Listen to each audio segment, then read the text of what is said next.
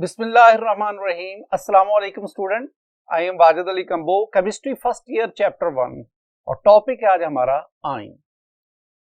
Student, इससे पहले हमने दो लेक्चर्स में एटम और मॉलिक्यूल के बारे में पढ़ा और अब हम आयन की तरफ आ रहे हैं।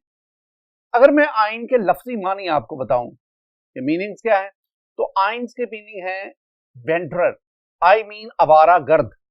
एक्चुअली जब आप किसी भी सब्सटेंस को, इलेक्ट्रोलाइट को एक्वस सॉल्यूशन में ऐड करते हैं तो वो अपने आयंस में कन्वर्ट हो जाता है। जैसे आप सोडियम क्लोराइड लें, सोडियम क्लोराइड को वाटर में ऐड करें तो सोडियम क्लोराइड सोडियम आयन और क्लोराइड आयन में डिसोसिएट होगा और ये जो सोडियम आयन और क्लोराइड आयन जो है वो उस एक्वस सॉल्यूशन में रैंडमली मूव करेंगे। लिहाजा उनके रैंडम मोशन की वजह से, आवारा गर्दी की वजह से हम उन्हें आयंस कहते हैं। आयन के बारे में क्या क्या हम पढ़ेंगे, एग्जाम में इससे रेलेवेंट कौन से क्वेश्चन पूछे जाते हैं, आइए जरा उनको देखते हैं। आयन्स में पहले तो मैं आपको इसकी डेफिनेशन, टाइप्स और एग्जाम में पूछे जाने वाले क्वेश्चंस उनकी तरफ आपको लाता हूं, फिर हम आगे बढ़ते हैं। डेफिनेशन में दो species which carry either positive or negative charge are called ions। ये डेफिनेशन है। अगर मैं इसके एग्जांपल आपको बताऊं तो मेरे पास Na plus sodium ion, Mg2 plus magnesium ion, Cl1 minus chloride ion, O2 minus oxide ion and many more types of ions. Student, ions दो किस्म के, एक आपके पास आए पॉजिटिव आयन, यानी ऐसे आयन जिन पर पॉजिटिव चार्ज है, और दूसरे आपके पास नेगेटिव आयन, ऐसे आयन जिन पर नेगेटिव चार्ज है। अब आप ना एग्जाम में पूछे, एग्जाम में आमतौर पर ना इससे शॉर्ट आंसर क्वेश्चन पूछे जाते हैं। मसा आपसे क्वेश्चन पूछा जाएगा differentiate between positive ion and negative ion, यानी आप ना डिफरेंस बताएं between positive ion and negative ion. एक और बहुत इंपॉर्टेंट क्वेश्चन जो पूछा जाता है कि पॉजिटिव आयन की फॉर्मेशन एक एंडोथर्मिक प्रोसेस है। Formation of positive ion is an endothermic process. Formation of positive ion is an endothermic process. आप इसको जस्टिफाई करें। एक और क्वेश्चन जो बड़ा टेक्निकल है, जो बड़ा क्रिटिकल है, ये ऐसा आयन जिस पर -2 चार्ज हो, जैसे O-2 मैंने लिखा, this is called die negative ion. तो the formation of die negative ion is an endothermic process, while the formation of uninegative ion is exothermic process. तो इस किस्म के क्वेश्चन जो है ना वो आमतौर पर बोर्ड में पूछे जाते हैं। मैं आपको पॉजिटिव आयन और नेगेटिव आयन दोनों की कैरेक्टरिस्टिक्स समझाता हूं। आपने इनमें से ना वो पॉइंट्स नोट कर लेने हैं जो आप डिफरेंस ऑफ पॉजिटिव और नेगेटिव आयन में लिखेंगे। 6-7 पॉइंट्स हैं, उनको आप नोट करते जाएंगे। मैं आपको इन दोनों की कैरेक्टरिस्टिक्स समझाता हूं। स्टूडेंट, पॉजिटिव आयन और नेगेटिव आयन, इन दोनों के दरमियान डिफरेंसेस उसको जानने से पहले लफ्ज एटम समझाना जरूरी है। एटम के बारे में हम लास्ट लेक्चर्स में कुछ पढ़ के आए हैं। हमने एटम मॉलिक्यूल की वेरियस डेफिनेशंस को डिस्कस किया, लेकिन यहां मैं आपको एटम के बारे में दो बातें खास तौर पर समझाना चाहता हूं जो इस टॉपिक में हमें हेल्प आउट करेंगे। एटम के बारे में पहली बात कि in an atom the number of proton is equal to number of electron. किसी भी एटम में जितने प्रोटॉन होते हैं उतने electron. Sodium atom 11 proton 11 electron, magnesium atom 12 proton 12 electron, chlorine atom 17 proton 17 electron. तो एटम में प्रोटॉन और इलेक्ट्रॉन की तादाद बराबर है, जितना एटम पर पॉजिटिव चार्ज उतना ही एटम पर नेगेटिव चार्ज। तो overall atom is a neutral particle. Neutral particle, ये दो बातें आपने। अब अगर किसी एटम में loss of electron, loss of one और मोर इलेक्ट्रॉन्स होता है, लॉस ऑफ वन और मोर इलेक्ट्रॉन, तो अब क्या होगा, अब इलेक्ट्रॉन और प्रोटॉन की तादाद बराबर नहीं रहेगी, यू वो एटम पॉजिटिव आयन में कन्वर्ट। अब इस पॉजिटिव आयन में जब आप लिखेंगे पॉजिटिव और नेगेटिव आयन का डिफरेंस जब लिखेंगे तो ये पहला पॉइंट लिखेंगे कि positive ion is formed by the loss of one और more electron from an atom. और दूसरी बात, पॉजिटिव आयन में number of proton is greater than number of electron. ये दूसरा पॉइंट आप लिखेंगे। अब नेगेटिव आयन की तरफ आए। नेगेटिव आयन कब बनता है, जब कोई न्यूट्रल एटम एक या एक से ज्यादा इलेक्ट्रॉन को गेन करता है, यानी it is formed by the gain of one और more electrons by an atom. तो पहला डिफरेंस में पहला पॉइंट आप क्या लिखेंगे, a negative ion is formed by the gain of one और more electron by an atom. इस तरह इसमें number of proton in negative ion is less than number of electron. ये दो पॉइंट्स आपके पास आ गए। स्टूडेंट एक बात, हम ना पॉजिटिव आयन को कैटाइन भी कहते हैं, हम नेगेटिव आयन को एनाइन भी कहते हैं। आप जानते हैं बात कि पॉजिटिव आयन को कैटाइन, नेगेटिव आयन को एनाइन क्यों कहते हैं? और जरा मैं आपको समझाता हूं। स्टूडेंट मेरे पास ये एक इलेक्ट्रोलिटिक सेल है। चैप्टर 10 में जाकर हम इलेक्ट्रोलिटिक सेल और गर्मालिक सेल उनको पढ़ेंगे। इलेक्ट्रोलिटिक सेल जिसमें इलेक्ट्रिसिटी कंज्यूम होती है, जिसमें इलेक्ट्रोलिसिस होती है। तो अब इलेक्ट्रोलिटिक सेल जो है उसमें मेरे पास ये एक इलेक्ट्रोड है, it is connected to positive terminal of the battery. तो इस पर पॉजिटिव चार्ज आ गया। वो इलेक्ट्रोड जिस पर पॉजिटिव चार्ज होगा हम उसे कहते हैं एनोड। ये मेरे पास एक और इलेक्ट्रोड है, it is connected to negative terminal of the battery. इस पर नेगेटिव चार्ज आ गया, इसे हम कहते हैं कैथोड। अब आपने ना इस सेल के अंदर कोई इलेक्ट्रोलाइट लिया है एक्वस सॉल्यूशन फॉर्म में या molten form.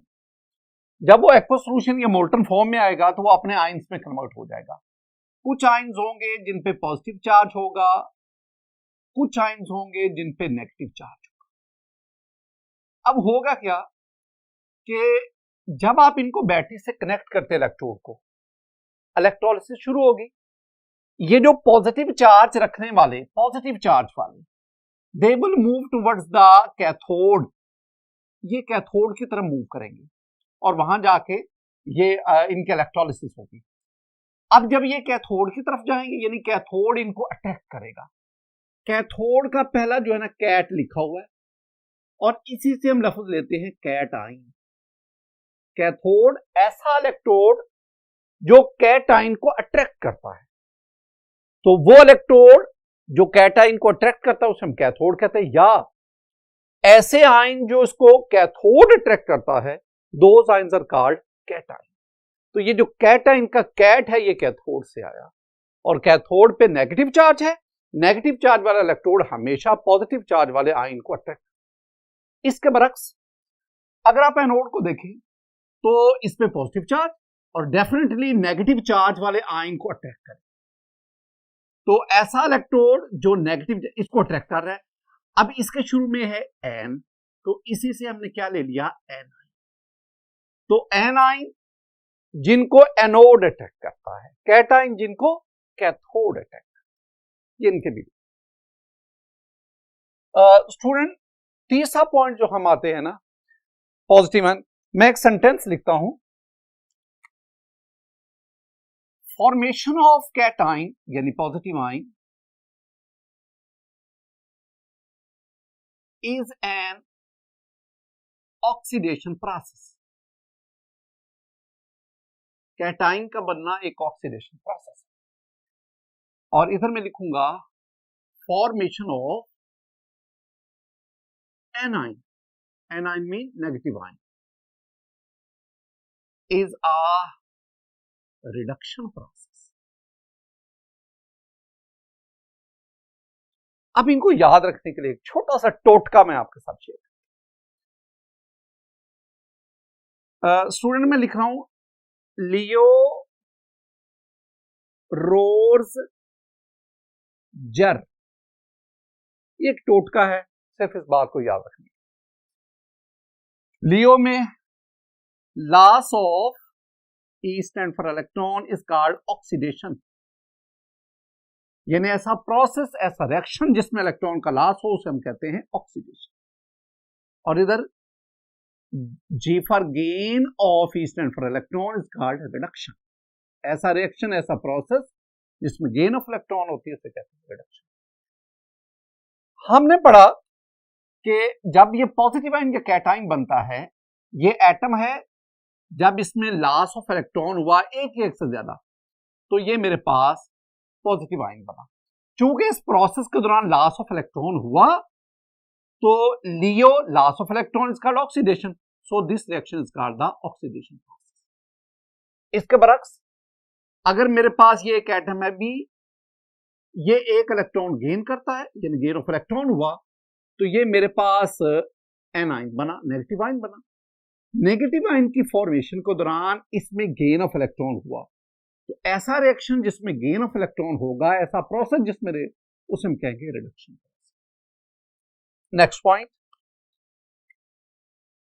Student, next point हम डिस्कस करेंगे कि पॉजिटिव आयन, अगर आप इसी चीज को देखें, पॉजिटिव आयन की फॉर्मेशन के दौरान जो साइज है वो रिड्यूस हो जाता है, जब नेगेटिव आयन बनता है तो साइज में इंक्रीज आता है। कैसे, जरा इसको हम ना एनिमेशन की मदद से देखते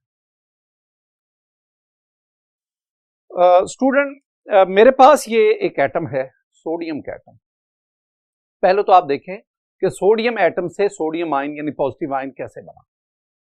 ये सोडियम का एटम है, न्यूक्लियस में 11 प्रोटॉन और शेल्स में 11 इलेक्ट्रॉन रिवॉल्व। अगर आप इस सोडियम एटम जिसका वैलेंस शेल में एक इलेक्ट्रॉन है, उस इलेक्ट्रॉन का लॉस करवाते हैं, आपके पास ये सोडियम आयन। अब इस सोडियम आयन में प्रोटॉन तो 11 है, लेकिन इलेक्ट्रॉन इसमें 10 रह गए। एक प्रोटॉन ज्यादा होने की वजह से इस पर +1 चार्ज आया, लिहाजा this one is the sodium ion.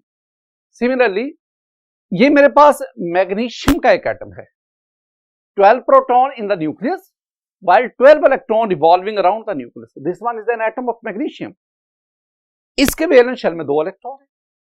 आप इन दोनों इलेक्ट्रॉन का लॉस करवाएं, तो जितने एटम से इलेक्ट्रॉन का लॉस होगा उतना पॉजिटिव आयन पर +2 चार्ज आता जाएगा। यूं 2 इलेक्ट्रॉन के लॉस से वैलेंस शेल खत्म हो गया, अब 3 शेल की बजाय कैटाइन में आपके पास 2 शेल है, और ये हो गया Mg2+।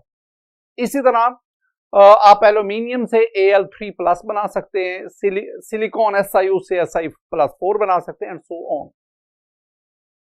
इसके बरक्स ये मेरे पास क्लोरीन का एटम है।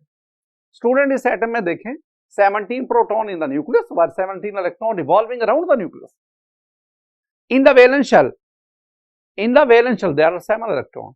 According to octet rule it can accommodate 1 more electron.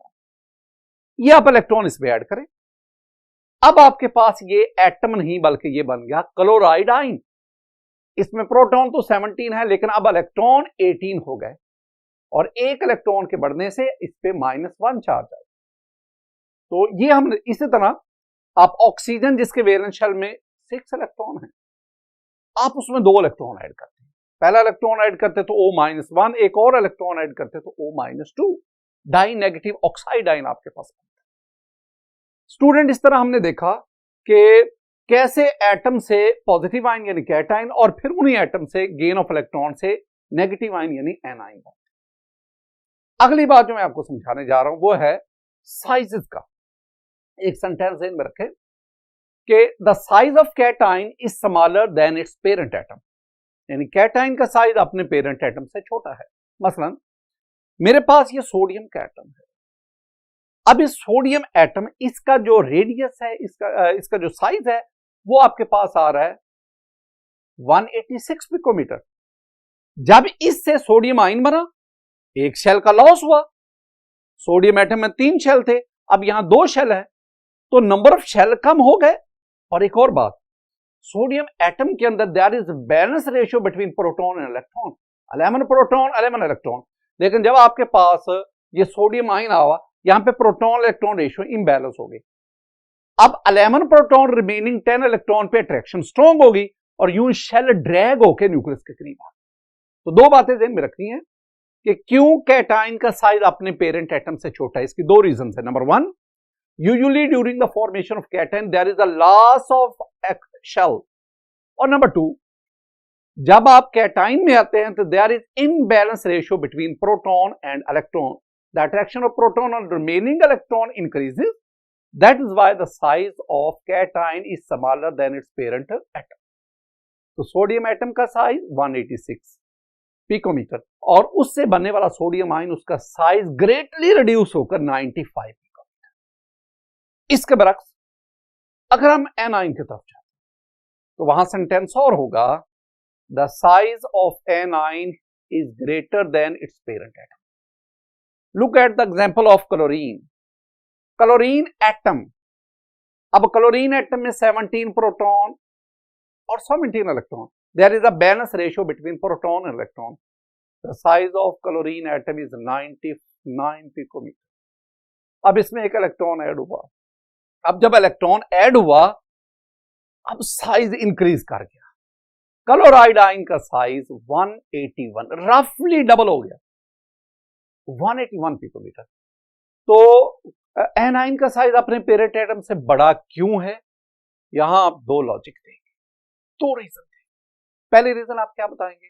आप कहेंगे जी कि क्लोरीन एटम में there is balance ratio between proton and electron, लेकिन जब क्लोराइड आयन बना तो अब इलेक्ट्रॉन की तादाद बढ़ गई, जिसकी वजह से न्यूक्लियस की इलेक्ट्रॉन पर ग्रिप अट्रैक्शन वीक होगी।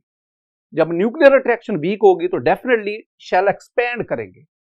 दूसरा पॉइंट जो आप लिखेंगे वो ये है कि जब 8वां इलेक्ट्रॉन वैलेंस शेल में आता है, क्लोरीन एटम के वैलेंस शेल में 7 इलेक्ट्रॉन थे, लेकिन क्लोराइड आयन में एक और इलेक्ट्रॉन ऐड होगा।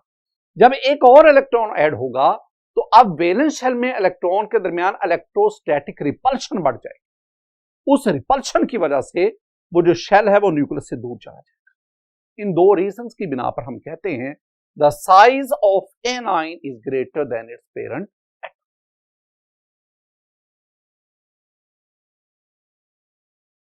पहली बात मैंने आपको बताई, size of cation is smaller than its parent atom। मसलन सोडियम एटॉमिक फॉर्म में इसका साइज हमारे पास आ गया 186 पिकोमीटर, और जब इसमें लॉस ऑफ इलेक्ट्रॉन से सोडियम आयन बना, अब इसका साइज है 95। इसके बरक्स अगर आप इधर आएंगे तो हम कहेंगे size of anion is greater than its parent atom. मेरे पास स्टूडेंट ये क्लोरीन एटम, इसका साइज 99 पिकोमीटर, एक इलेक्ट्रॉन ऐड किया, ये बना क्लोराइड आयन, इसका size 181। Next point very important, ये शॉर्ट आंसर क्वेश्चन भी आता है। हमारे पास ये पॉइंट आया, जब कैटाइन बनता है, जब पॉजिटिव आयन बनता है तो एनर्जी प्रोवाइड करनी पड़ती है, लिहाजा कैटाइन की फॉर्मेशन एक endothermic process. Formation of cation is N endothermic process.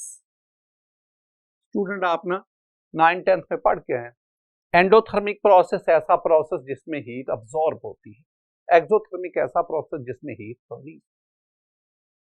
अब एंडोथर्मिक, आप सोडियम एटम लें गैसियस स्टेट में। अब सोडियम एटम में मैंने पहले भी आपसे कहा 11 प्रोटॉन 11 इलेक्ट्रॉन, तो प्रोटॉन यानी न्यूक्लियस की इलेक्ट्रॉन पर अट्रैक्शन।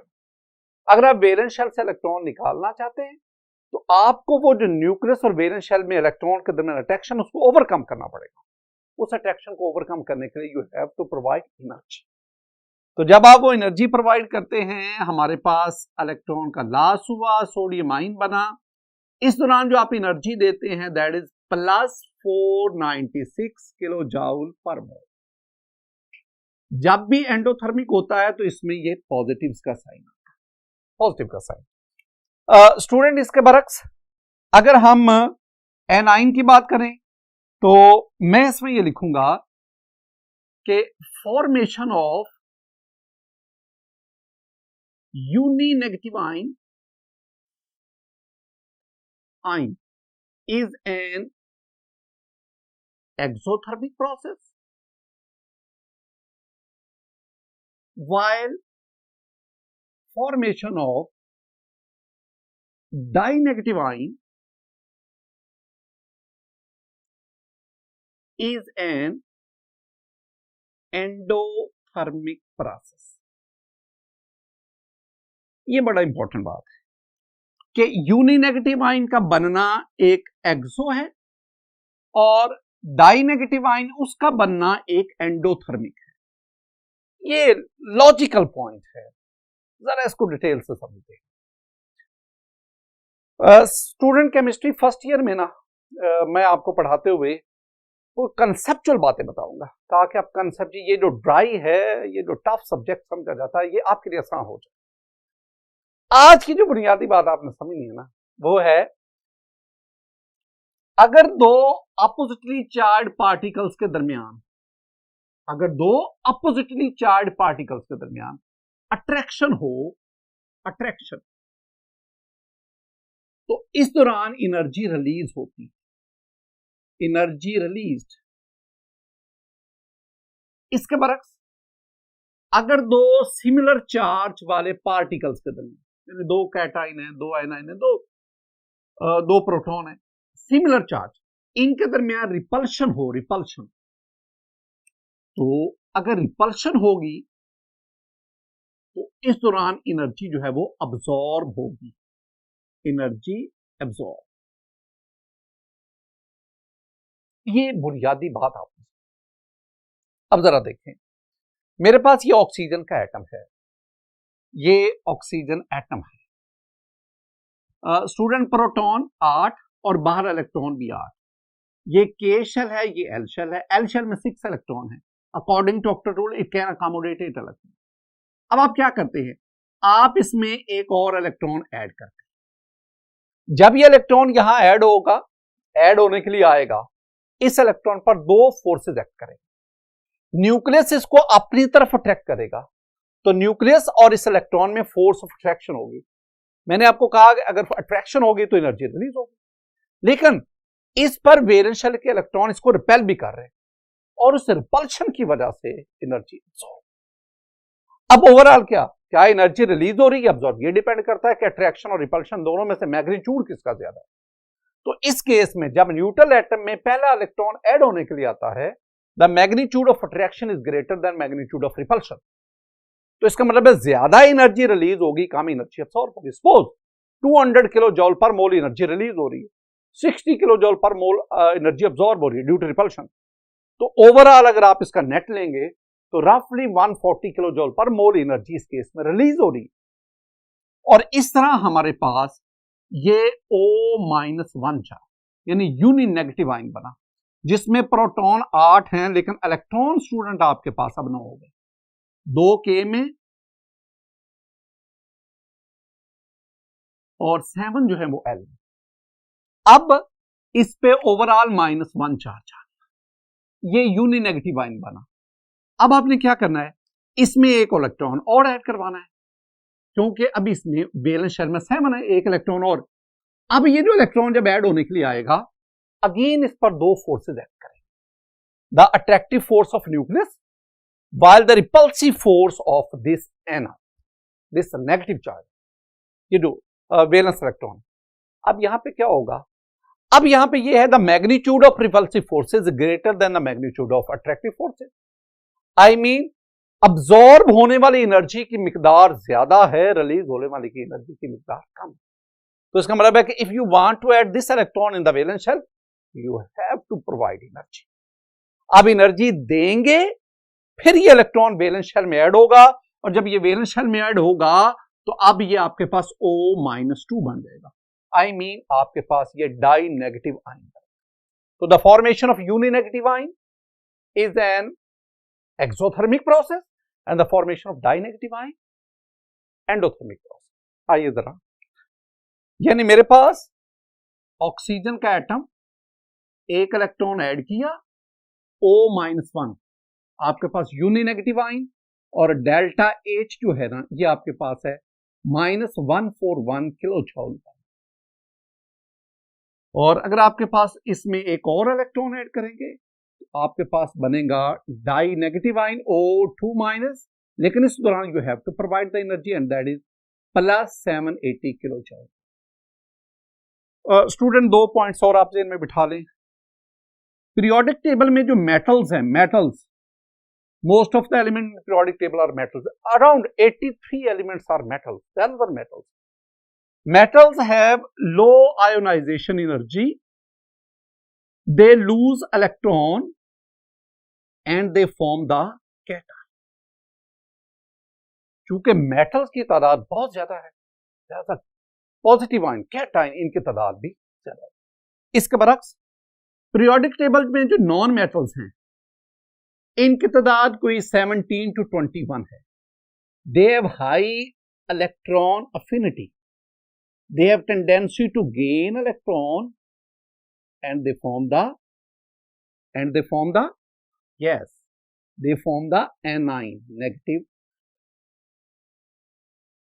स्टूडेंट, एक और पॉइंट पे आते हैं, और वो हमारे पास है कि कैटाइन पे, पॉजिटिव आयन पे चार्ज कौन सा होगा, +1 +2। ये डिपेंड करता है कि वो उसने कितने इलेक्ट्रॉन का, एटम ने कितने इलेक्ट्रॉन का लॉस किया, और वो हमारे पास बनता है। The charge on positive ion या a positive ion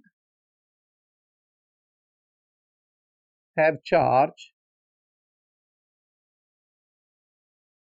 +1 +2 +3 and so on depends upon the number of electron lost by the atom. Similarly, negative ion पे चार्ज क्या होगा, a negative ion have charge,